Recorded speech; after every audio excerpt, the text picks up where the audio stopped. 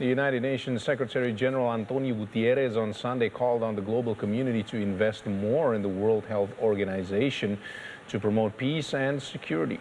Speaking at the first in-person health assembly since the start of the pandemic, Guterres said throughout the crisis, the World Health Organization has been a steadfast source of open support for equitable COVID-19 vaccine access.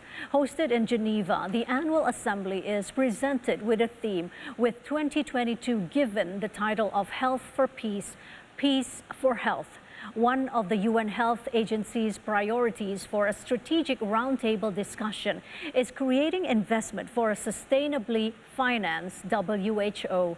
Meanwhile, French President Emmanuel Macron contributed to the discussion of health challenges in Ukraine, where hospitals, ambulances, and treatment centers have been destroyed amid the Russian invasion.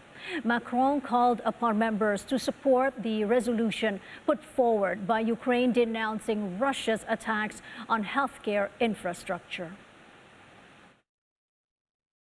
This year's World Health Assembly arrives at a time when global health continues to be challenged like never before. Climate change and pollution, conflicts, deepening poverty and inequality, stretched and underfunded health systems, and the third year of COVID-19.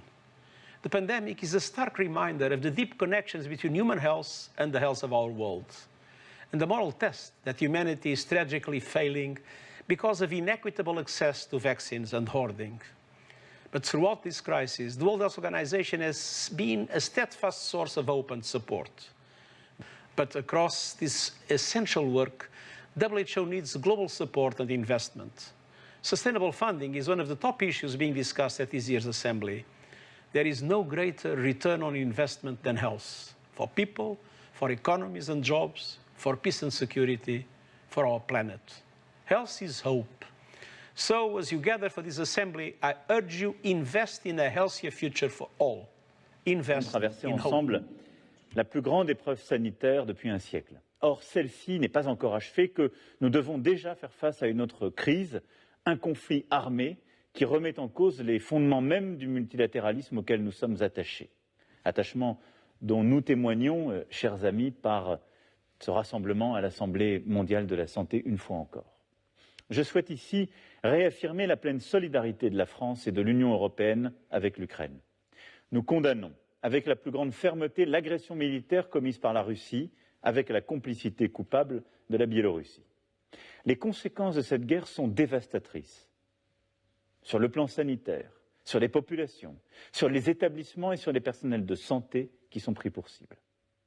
Je tiens ici à remercier l'Organisation mondiale de la santé pour son action déterminante afin de préserver sur le terrain, et malgré les difficultés immenses, le droit à la santé des populations en Ukraine.